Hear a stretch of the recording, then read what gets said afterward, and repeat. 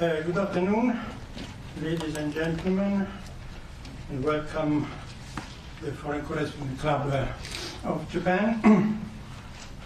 My name is Pio De Miglia, and I'm moderating today this press conference, this Sayonara press conference from the Russian ambassador in Tokyo, Mikhail Galuzin.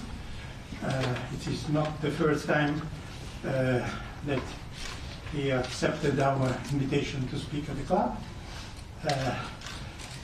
We are already a little bit late, and I'm sure that being in association of professional journalists, we should know what Ambassador Galuzin represents and what he's going to say, so I don't think he needs a special introduction, and I'd rather go straight into his presentation and then to the question and answer from the floor and online. I believe that Ambassador is leaving in a few days, and he's going back to Moscow, right? Yes. Not to another post. To another post, but in Moscow. Okay. All right. So, please start with your speech. We are already 14 minutes late, so I believe that it's. Please do it short. Yes, so that we can have a lot of questions. Sure. Yeah. Good evening, good afternoon, dear Pio. Good afternoon, dear members of the FCCG Japan. First of all, I would like to apologize for being late a little bit because, in final days of my tenure in Tokyo, I had today several events, so sorry for being late again. And thank you so much, dear Pio, dear friends, for this kind invitation to speak on the honorable floor of the FCCG and to share with you my views, my thoughts, and of course, first and foremost, to answer your questions. For me, as a diplomat and a Japanologist, it was a great honor to be appointed to the position of the Russian ambassador to Japan, where previously I spent 3 tenures as a diplomat of our embassy. I'm very proud of it, and I consider it a great honor, this trust which was showed to me by my leadership. And I all these years in Japan, including this term as ambassador, I've been feeling great friendship, great warmth, and great sympathy from my Japanese friends, whom I have here since my student times, back in 1982 and 1883, when I was studying in Soka University in the city of Hachioji near Tokyo. Just today I met with the friends who are working in Russian-Japanese friendship societies, various societies of friendship with Russia here in Japan, and I felt again and again that there is deep understanding and deep sympathy towards Russia, deeply rooted friendship for Russia here in Japanese society, though maybe reading the mass media one can get a different impression. During my nearly 5 years in Tokyo, actually there was a very, very positive period for the Russian-Japanese relations, because since 2018 to approximately 2020, thanks to the trust-based regular dialogue between President Putin and the then Prime Minister Shintaro Abe. The Russian-Japanese relations have made significant progress in many areas, and this was the period of development of our relations, which fully responded to the interests of the Russian and Japanese sides, the Russian and Japanese people. And during this period, we have significantly deepened our dialogue on political and security matters. We have reached breakthrough achievements in the area of economic cooperation, including energy cooperation between our two countries. Russia again and again showed clearly that it is a responsible supplier of strategically important LNG, crude oil, and other energy resources to Japan, and that Russia does not use energy as weaponry, though it is used economic matters as a weaponry by certain countries. And then we had really breakthrough achievements in the area of cultural and humanitarian cooperation, including crossing the years of Russia and Japan back in 2018 and 19. So, in general, our relations, though there were, of course, certain differences in our approaches to certain matters, they've been developing in a very friendly, very good neighborly, very constructive and mutually beneficial way. Unfortunately, due to unfriendly actions from the Japanese side, by the Japanese side, after we had to start our special military operation in Ukraine back in February this year, in full accordance with the UN Charter, using our right to self-defense. The unfriendly actions from the Japanese side unfortunately worsened our relations greatly, and now the future of our relations is uncertain. Our stance is that if we talk about, let's say, improvement of our relations, the initiative should be from the side that destroyed these relations. So if and when the Japanese side feels that it is ready to present this or that initiative for improvement of our relations, we will proceed from the point that these initiatives should be delivered to us through diplomatic channels, and we will consider them. So that is what I would like to tell you as my starting remarks. Thank you very much for your kind attention. I'm ready to answer your questions if there are any, and once again my apology for being late today. Thank you. Thank you, Ambassador. Okay, let me just start with the first question, which I believe you expect from everybody. Today, the American ambassador has sent out a tweet and an open letter signed by, I believe, 42 ambassadors. Do you have any comment on that? And related to this, I noticed that the letter is signed only by European and US ambassador. No South American, no African, and no Asia. Is there any meaning on that? What is your reading of this? Is the world so much divided on your position, or is it just that maybe the American embassy forgot about asking them? It's not the American embassy who forgot asking them. It's the United States of America who forgets asking the other members of international community about anything. Okay, pursuing their own egoistic policy. But coming back to your question, well, first of all, as I mentioned in the very beginning, I had very many functions today, so I had no time to read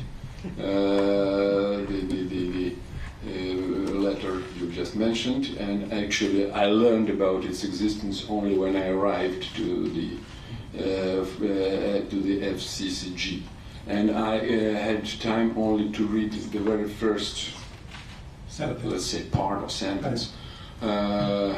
That Russian ambassador once said that Russia will not occupy Ukraine. Yes. Really, I said that we will not occupy Ukraine because it is the United States who occupies a part of Syria, Syrian territory, for instance. It is the United States that was occupying Iraq for many years, and without any legal grounds to do so.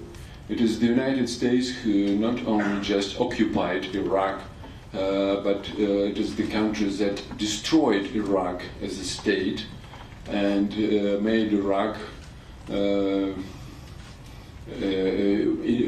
turned Iraq into a huge area where international terrorist activity started, damaging and destabilizing the situation all over the world. What we are doing in Ukraine, it's not an occupation, first of all. This is our response using our right to self-defense, which is clearly stipulated in the UN Charter. It is our response to the policy, to the hostile policy of the NATO countries headed by the United States.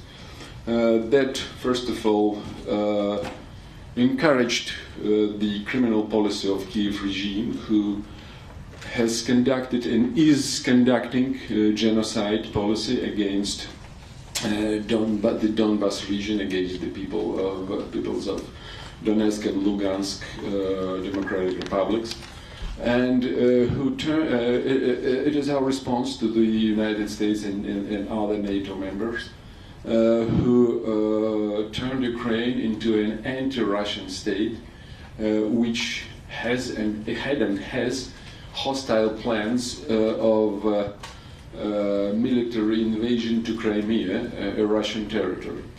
So it is not an occupation. Occupation, it is what the United States is doing in many countries of the world, or has been or had done in many countries of the world. So, but frankly, I didn't expect.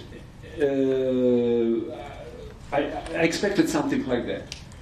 So it's not a surprise for me, and of course, in no way it may have any influence on my activity here in Japan.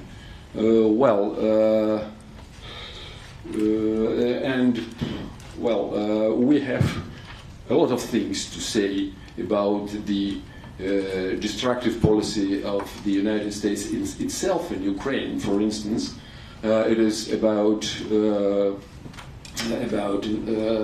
researches and exploration of the components of biological weapons in many, more than 30 research facilities, so-called research facilities in Ukraine, run by Pentagon, and still we do not have any clear answer from the United States on whether they actually were, on what they were doing there. Though we took up this issue in the UN Security Council for several times. If anybody occupies now Ukraine, it is the United States and NATO who actually rule Ukraine, who actually rule the Kiev regime, and who encourage Kiev regime for further meaningless so-called fighting against us, throwing the Ukrainian people into more and more sufferings. Thank you so much. Ambassador, sorry, let's keep aside the occupation of Ukraine. But it's true that now you are somehow disoccupying it, Kherson? Are you leaving for good? I think you have read the appeal. I think you have read the official statements of our military, and that's what it is, actually. Everything is clearly explained. We are withdrawing from Kherson to well-established lines, military lines, and that is all. I would like to remind you that in Kherson region, in Zaporozhye region, and in Donetsk and Lugansk People's Republic, there were people's referendums about the future of these four regions, and the most majority of the participants of these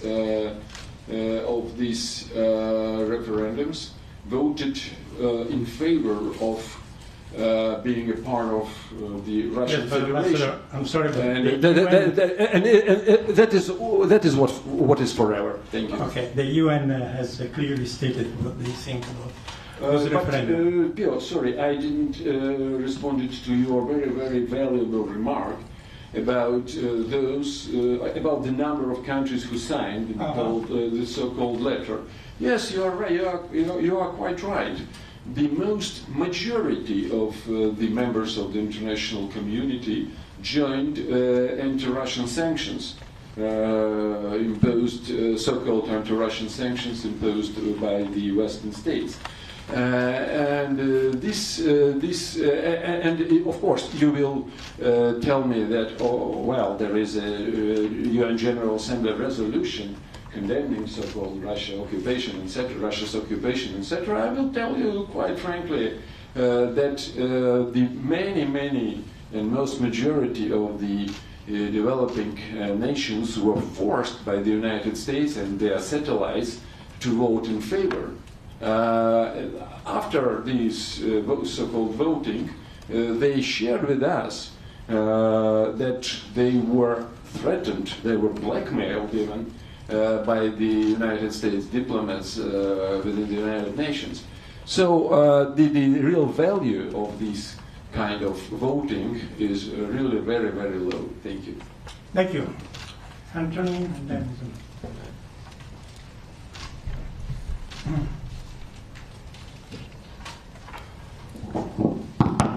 Anthony Rowley. I'm a columnist for the South China Morning Post and a contributor. Ambassador, going back to the point made by my colleague, the moderator, frankly, I was astonished when I saw the statement signed by so many ambassadors. This club here, we try to preserve freedom of speech as far as we possibly can, including the speakers, of course. And yet that statement seemed to be, to me, read as an attempt to preempt what you had to say before you'd even opened your mouth. And I wonder what you feel about the diplomatic protocol, if that's the right phrase, of an action like this. Have you seen an action like this before? Thank you. Thank you so much. I fully agree with you. And again, I can only repeat what I've just mentioned. The freedom of speech is the basic component of the activity of the FCCG, and if you do not agree with what I say, okay, please express your opinion, maybe coming here and addressing you directly. Again, it's a part of the U.S. policy of trying to maliciously slander and isolate Russia in international affairs. And what Pio said, not myself, denies completely these attempts, because again, only a minority of the UN member countries have imposed any kind of so-called sanctions towards Russia. The most majority of countries are maintaining and developing friendly and mutually beneficial relations with us, and there is no isolation of Russia within the international community, because we are cooperating with the majority of countries, and those who are imposing sanctions on us, in fact, are in isolation. Thank you. Isabel, by the way, just a point of information, we will have, I think next week, also the American ambassador coming to the club, so the equality is among the... My promise not to preempt his statements by sending any letters from Moscow. Isabella Reynolds from Bloomberg. You mentioned just now that you think the US government forgets to consult the rest of the world, South America, other parts of the globe. I was wondering, the G20 summit is coming up soon. That is a broad forum that goes beyond just Europe and America. Why isn't President Putin going to be there to make his case? Well, I think that we explained clearly that this time Mr. Sergei Lavrov, Foreign Minister of Russia, will represent Russia at the G20 summit. Well, from time to time it happens. I recollect, for instance, how the American president once skipped, for instance, the APEC summit back in 2013 in the same country, in Indonesia, in Bali Island. Well, there are some circumstances that may prevail in for this or that for this or that country. And by the way, I would like to remind you, at that time I was ambassador to Jakarta, to Indonesia, and I had great honor to welcome my president in Bali during the APEC summit back in 2013. And I recollect how during discussion with the floor at this APEC summit, it was, I think, if I'm not mistaken, it was the meeting between President Putin and the APEC Business Council, APEC Business Advisory Council. And one of the participants asked my president, what do you think about the absence of Mr. Obama? Maybe this gentleman who asked this question expected that my president will make any jokes about Mr. Obama, will criticize Mr. Obama. No. My president is a great politician, and he said that such kind of circumstances may occur to any leader of the country, and that he wishes Mr. Obama to overcome the difficulties he was facing that time. Thank you. Those are.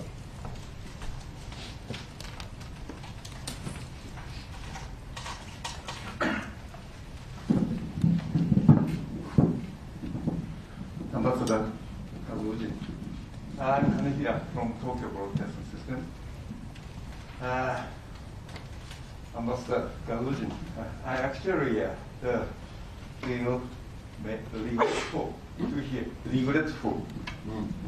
to hear you leave Japan, and I know that you speak Japanese perfectly, much better than Japanese, and much better than English, definitely, but not much better than Japanese. And I know. Can you please have a question, please? Okay.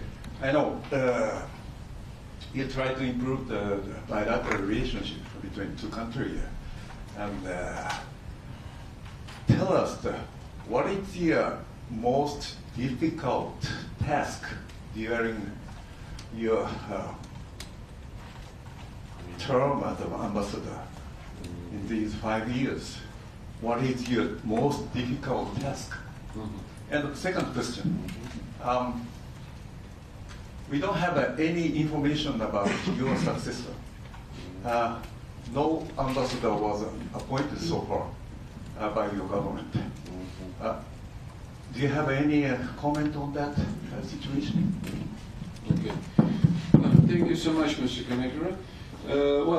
First of all, as I mentioned in the very beginning, the first part, or maybe the most part of my tenure here, was the period of successful development of the Russian-Japanese relations.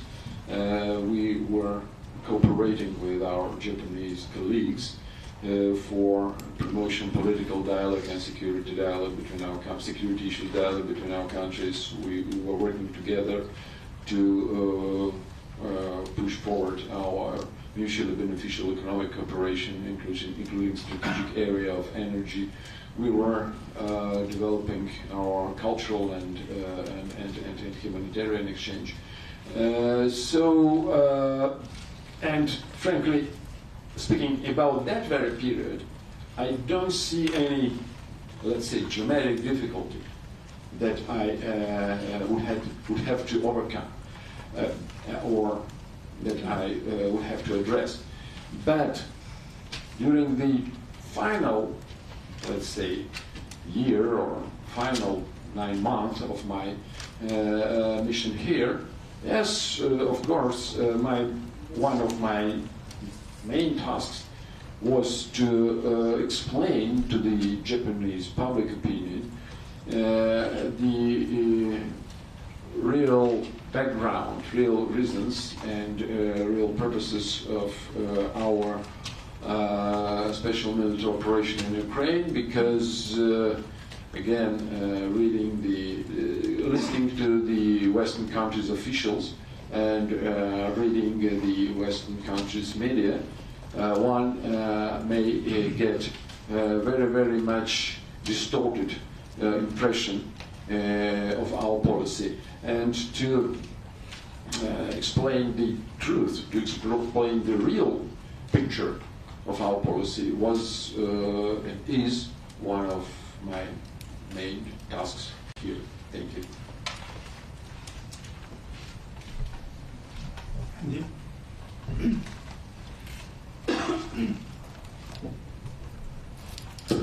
Good afternoon, Ambassador. Andy Sharp from Nikkei Asia. So this special military operation instigated by Vladimir Putin has been estimated to have claimed up to 200,000 lives, the US estimate. 100,000 on the Russian side, 100,000 on the Ukraine side. I'm sure there are various figures. We don't know the true cost of this. But clearly, there's a lot of bloodshed. Economically, the world is bleeding right now. The war has, the special military operation, or the war, depends how you define it, has pushed up global commodity prices hugely, triggered global inflation, potentially pushing the world into recession. Even the Russian economy is forecasted by the IMF to contract 7.6% this year. So this operation or war is not only hurting the lives of people across the world, it also hurts the lives of the Russian people. When is Vladimir Putin going to pull the plug on this madness? Well, it seems to me that it will take time to lecture you personally about the real background of what is happening now in Ukraine. You, and this is very much common for many journalists, unfortunately, in the West, you are artificially making the starting point at the 24th of February this year. It's not objective. It's not true, actually. Because the bloodshed and destruction of, for instance, Ukrainian population started in February back of the year 2014, when the United States and other NATO countries sponsored and masterminded and supported armed coup d'etat in Kiev, which ousted the legal leadership, lawful leadership of that time Ukraine, and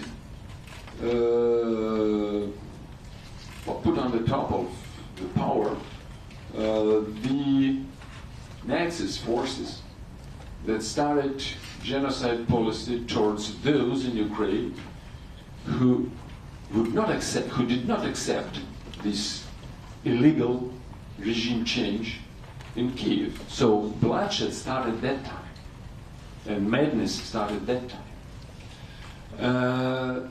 And during this 8-year genocide war of the Kiev regime against its that time compatriots, or people whom they first called compatriots, but then they are starting insulting them, calling them in a very, very improper way, which I don't want to quote. This genocide, if we speak only about peaceful civilians, including children, took lives of more than 3,000 people. Do you know that there is an Angel Alley in Donetsk? Alley, which is the monument to the children who died from the Ukrainian artillery, Ukrainian air bombardments, etc. So, you said that the world was bleeding because the world economy is now in a very, very bad shape. I would agree with you. It's true. But let's recall when this bleeding started. Did it start on the 24th of February 2022? No. It started much, much earlier. The prices on energy resources and the prices on food started plummeting 2-3 years before our special military operation, due to irresponsible policy of the Western countries, who first of all were so active in pursuing so-called green agenda that they reduced or limited investments in further exploration and research of fossil oils, which pushed the prices very high. The same may be said about the food prices. The Western countries fuel their economies with liquidity without any limitations during the corona crisis. So, using this liquidity, using this money, they just bought a lot of foodstuff, a lot of food products in the developing world that again pushed prices higher. They, as I mentioned above, the lack of investments to fossil fuel research resources made it limited or reduced the production of fertilizers. Some of them, to produce some of them, the gases needed, natural gases needed, for instance. So that is what led finally to the world crisis. And then the so-called sanctions imposed on Russia after February 24th of February 2022. These sanctions led to destruction of traditional supply chain. They led to unlawful, illegal bans on Russian ships visits to the European and American ports. So this is what pushed the world prices higher. Yes, we of course we are part of the world economy.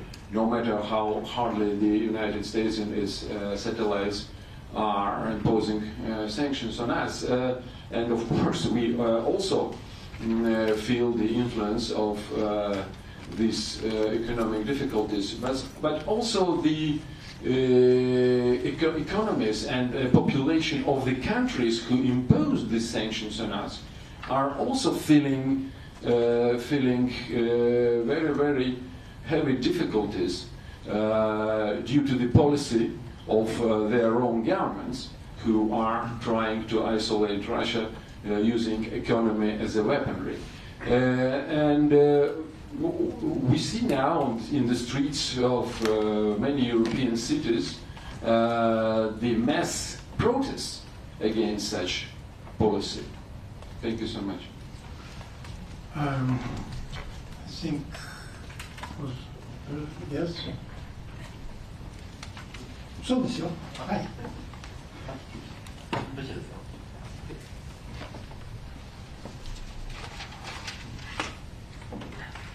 Hello, Mr. Ambassador. My name is Andriy Nazarenko. I am from Eastern Ukraine, Kharkiv, and I am Russian speaking, by the way. So I have a question. Eastern Ukraine, sorry. Eastern Ukraine, yeah. Yeah, Eastern Ukraine. Kharkiv. Kharkiv. Yes, and I have a question about the Russian political system. You know, I understand Russian, and lately I've been seeing a lot of news about the private military company called Wagner. Its founder, Mr. Prigozhin, promises criminals in prison that they would be pardoned if they go to the war against Ukraine. Regarding elections in USA, he says in name of Russia that we intervened in the American elections, are intervening and will continue to do so. But amnesty is the prerogative of the president, and foreign policy is the prerogative of the Ministry of Foreign Affairs, isn't it? So I have a question in that regard. If a person who is nothing more than director of one private military company can send his mercenaries to the war in Ukraine instead of regular army, if he can control foreign and internal policies of Russia, can you really say that Russia is a country led by law? Mr. Ambassador did a lot of efforts to deepen relationship between Russia and Japan, but I think that respecting internal and international laws and keeping promises is the main precondition for international cooperation. So now, seeing moves in Russia, which are suspected to be against not only international law, but Russia's own constitution, a lot of Japanese companies are worried, is Russia really ruled by law or by some people in power? So please clarify about that. Is Russia really ruled by law? Thank you. Wow. It was rather a lecture than a question, but okay. Of course, Russia is ruled by law, and it is, according to the constitution, it is the president of Russia who determines the main directions of its domestic and foreign policy. No doubt about this. Then, if we talk about what you called private company, private military company, this very company is also conducting its activity in accordance with the domestic law of Russia. And well, I don't think you will agree with me, but I think it makes a great difference between those soldiers who are members of this company and the foreign mercenaries who are criminals who are fighting on the side of the Ukrainian forces and who are conducting who are committing crimes together with the Ukrainian armed forces and Ukrainian Nazist battalions like Azov and others. We saw these guys when we took them as prisoners. They are covered with Nazi symbols from their legs to their heads. and it makes great difference between the soldiers of private company acting in accordance with the Russian law and those so-called soldiers of fortune who are coming to Ukraine, in many cases illegally. Just remember, I just want to recall that not far than yesterday, the Japanese government official again warned the Japanese nationals not to go to Ukraine because there was a mass media information that a Japanese national died when he was fighting within the Ukrainian units. So Russia is about law, and that is why we explain in a very clear manner the legal grounds of our special military operation in Ukraine. I have mentioned about this. I just mentioned about this in the very beginning, so I won't repeat it. And if you talk about some expressions, some statements, some remarks of this or that person in Russia about what you call interference with the American domestic affairs. So Russia is a free country, and there is a freedom of speech. So any person can speak what it actually thinks, and there is. I don't think it's a great problem. And if you mentioned this topic of interference, let's recall what happened in your country back in February 2014, when not just this or that private person said this or that, expressed this or that remarks. I remember very clearly, I saw it on TV screen, when during the anti-government so-called demonstrations in Maidan Square, together with those people who gathered in Maidan Square and opposed and were conducting these opposition movements against that time Ukrainian government, there were such persons as foreign ministers of many European Union member states. There was the Assistant Secretary of the United States of America. That was the state-based interference in the domestic affairs of Ukraine, the interference that was the main reason of the tragedy your people is suffering now. Thank you. Ambassador, I believe you owe us a few minutes more because you started late. Yes. I'm fully at your disposal. Oh, okay. Because we still have some I was questions. late, and this maybe. Thank you. So, the gentleman there, and then we have a couple of questions online, and then we'll go back to them. Good afternoon, Mr. Ambassador. I'm Akira Nemoto from Asahi Shimbun. I have two questions. As you just mentioned that today the Japanese government announced the death of a Japanese guy who fought in Ukraine for Ukraine. And do you have any comment on that? And in your view, is he a mercenary or like a volunteer fighter?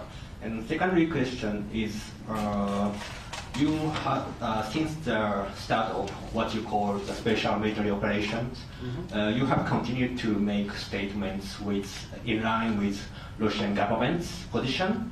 And About what? You have continued to make statements in line with Russian government's position. and you are now leaving Japan. And are you sure that you have no regret on what you have said and what you have done during this time? And thank you. Okay, thank you so much. Well, first of all, speaking frankly, I've just seen only yesterday.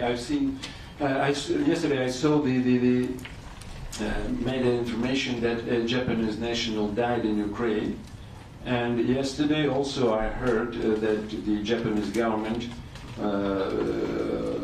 again confirmed that it advises to the Japanese nationals not to visit Ukraine by any reason. That is what I've heard.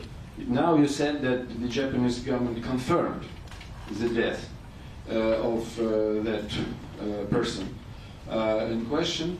Well, again, we consider as an illegal activity the mercenaries activity in Ukraine. So I can only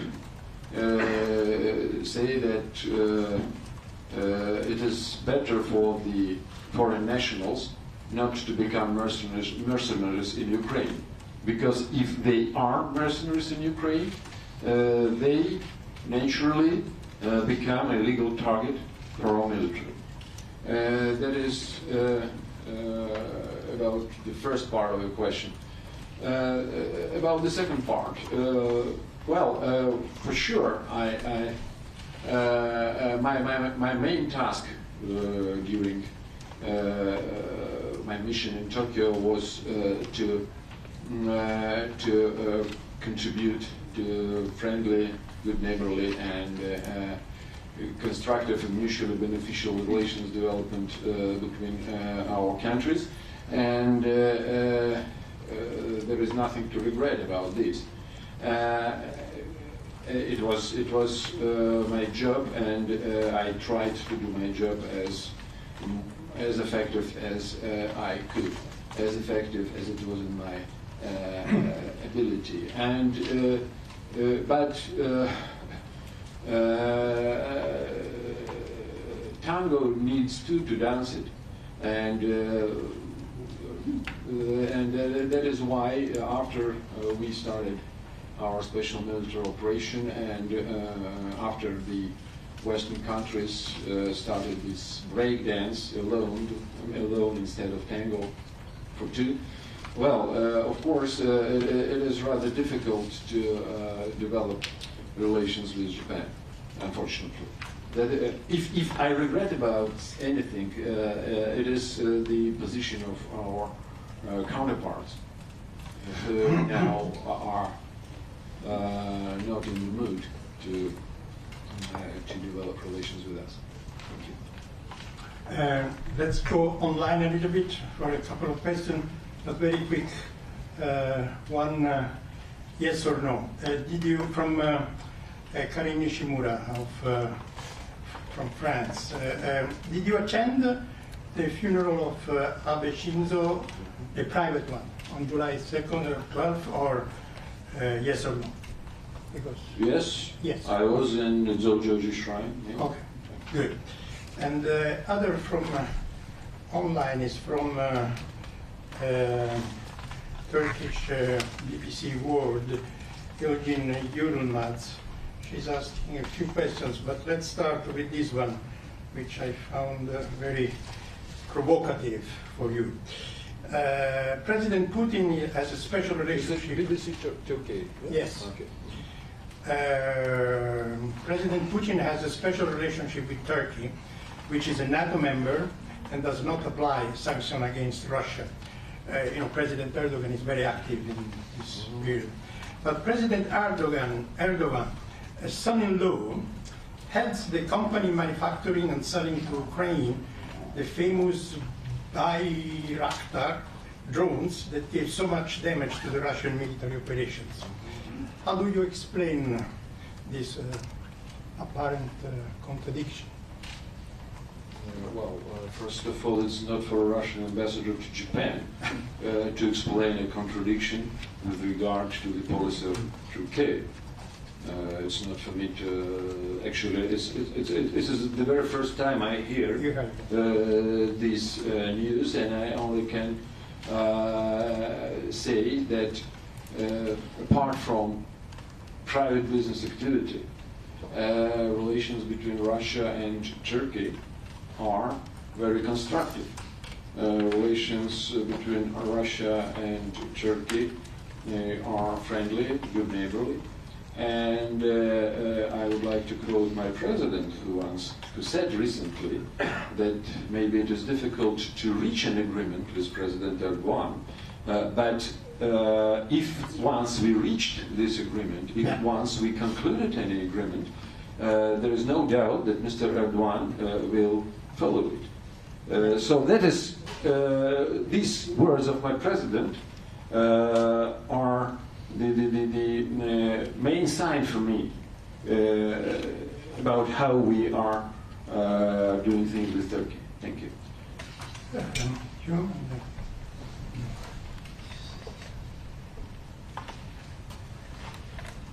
Will Fee from the Japan Times. I just wanted to say first that based on my own experience of being in Ukraine, that Ukrainians were not generally anti-Russian, as you said, until Russia's original invasion of their territory in 2014, and a lot of them have simply made a decision to move away from the Russian sphere of influence and less towards the US than towards Europe, which should be their sovereign right as a free and independent nation. For a question, you spoke earlier about Japan's unfriendly attitudes towards Russia worsening the bilateral relationship. Since Russia's invasion, most people-to-people exchanges have ceased.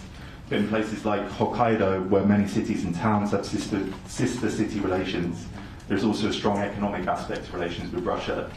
So just to confirm from your earlier comments, is there no motivation from your government side to relax the suspension of certain types of exchanges? Thank you.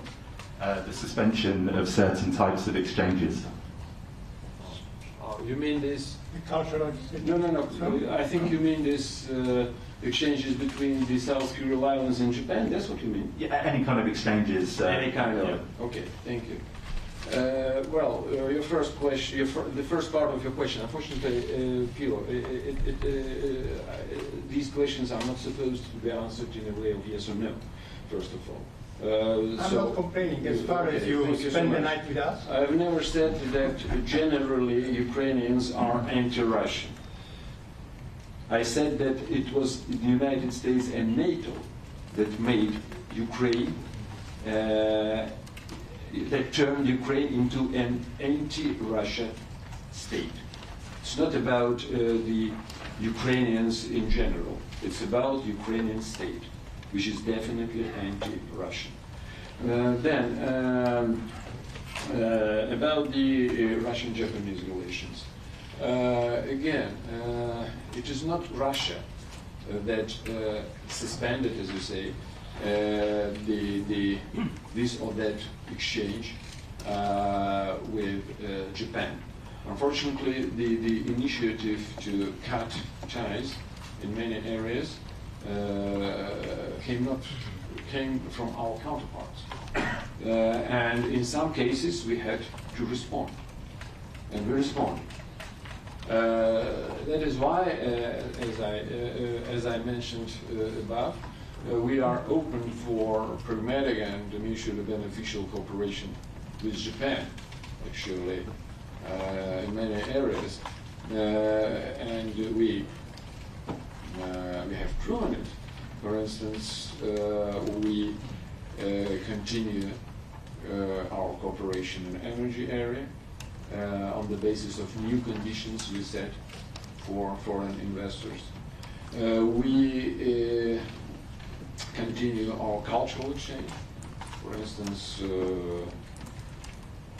we launched the Russian Cultural Festival in Japan this year also.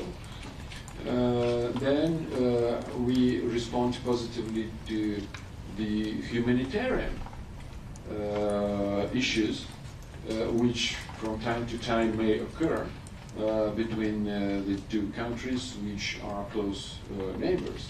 For instance, you heard definitely about the tragic maritime accident in April in the waters of Hokkaido, in Japanese waters of Hokkaido, when a cruising ship sank and 26 people died. Unfortunately, I expressed my condolences to the victims, to the relatives of the victims, and three persons, well, three bodies were taken to Russian shore by the sea waves, by sea current. And we, after certain process of identification of the bodies, we, of course, delivered them back to Japan, and we are, of course, ready to cooperate with our Japanese neighbors in such matters, in such areas as a neighbor. So it's not for Russia to now to speak what should be or should be not suspended. I think our counterparts should make a decision whether they keep our relations in their current situation, which does not respond to the interests of Japanese and Russian people, in my opinion, or they want to improve it. If they want, so we'll receive their initiatives and consider them. Thank you. Yes. My name is Yusuke Chino with Fuji TV Japanese News. It's a little bit different question. Russian diplomatic blue plate holders committed so many parking violations and ignored paying their fines by the diplomatic immunity in Japan. Russia is by far the worst. Do you think? What do you think about it? And don't Russian diplomats have much intention to comply with the law? You are very, very late. You are late about 2 or 3 years, because this very situation might took place several years ago. But taking into account the how should I say, demands of the Japanese side, we improved the situation greatly. Yes, yes. Please. The newest data from the Japanese National Police Agency. I mean about not violation, about the.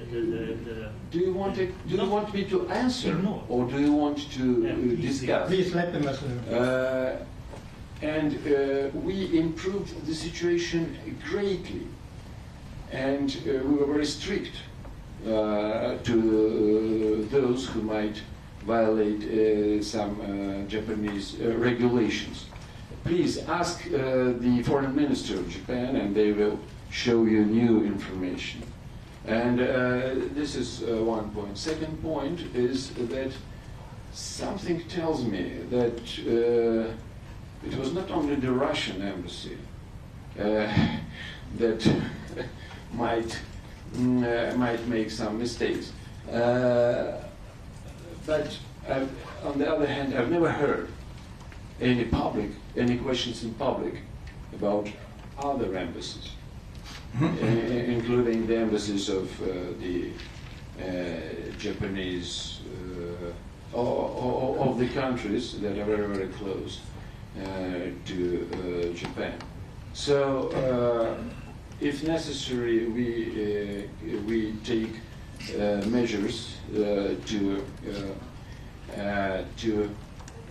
respect the rules and laws of the state where we are accredited in accordance with the Wien Convention on Diplomatic Relations. Thank you. Thank you. Okay, the lady there, I think this is the last question. Hello, I'm Chicago Governor from MPB. What do you think of at least 300,000 young Russians leaving country since special operation has started? Oh, okay.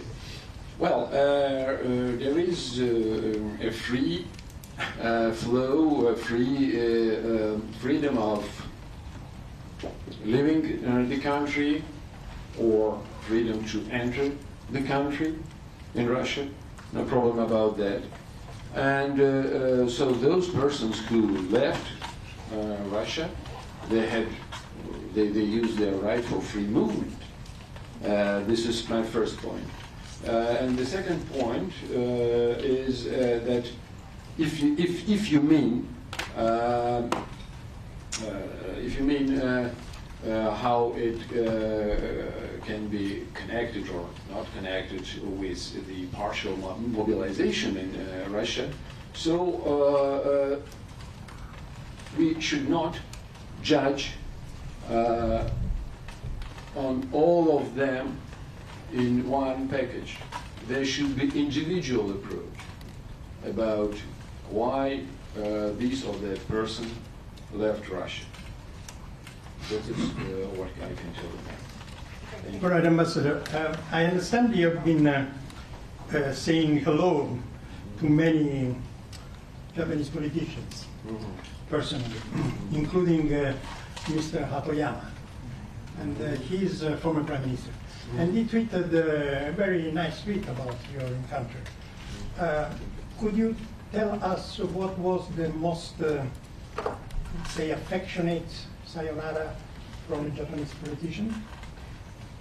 Well, you're right that now I mainly say not hello but sayonara, because now it's time to leave Japan, to complete my mission and to leave Japan.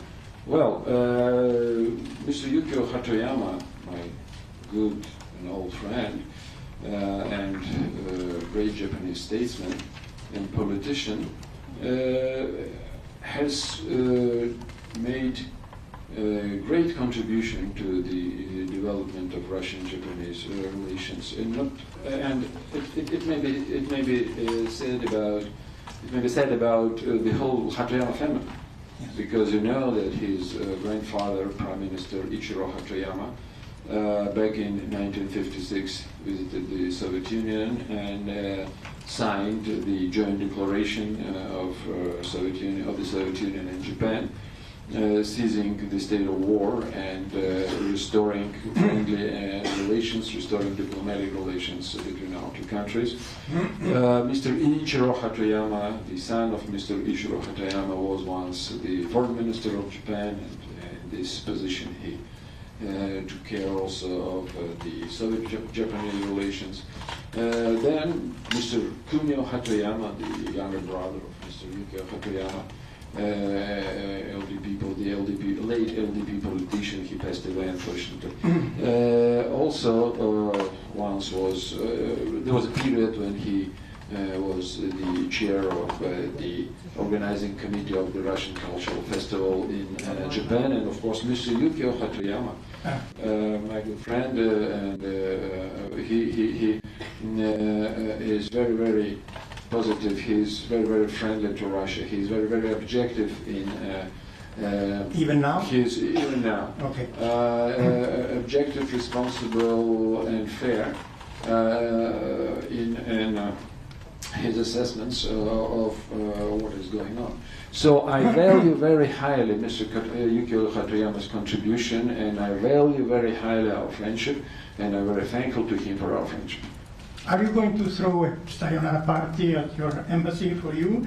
And if yes, who are you going to invite from the Japanese government side? Well, Well, your predecessor did throw very, very good parties. Yes, my distinguished predecessor, Honorable Ambassador Afanasyev, hosted his farewell party in a slightly different situation, you know. So I want to act in his manner. I want to act in the manner he acted that time, but it is not. Sometimes it is not possible. Thank you. Thank you very much. Oh, Ambassador, Oh. Mr. Chairman. Nice to meet you, Mr. Reagan. Nice to meet you. I'm sure you are aware you're on my time. Yeah. In 15 minutes, the Tokyo Sinfonia will be on this stage for our rehearsal. And I just wanted to say, for an old friend, Ambassador Galuzin represents something that I personally, as music director of the Tokyo Sinfonia, treasure very much. Okay, I'm older than anybody. thank you. In 1963, I was in Moscow, in Russia, and in Kiev. I played in the Kremlin. I've played in the Russian embassy here 5 times, more than any other embassy in Japan. And Ambassador Galuzin and I have been longtime friends. I'm really very... Okay, sorry, but this is a press conference. No, I'm you're sorry. finished. I'm Yes. sorry. Okay. My orchestra is going to be here Yeah, in okay. 2 minutes. Thank you very much. Thank you so much. Thank you, Ambassador. Thank you so much, Mr. Rector. Thank you. Wish you all the best. Ambassador, you are already a member of the club, and I don't think that extending another year would be any more for you. So this is a token of our T-shirt, I don't know if it's your size, and a pen with which I hope you can give it to me and sign it history.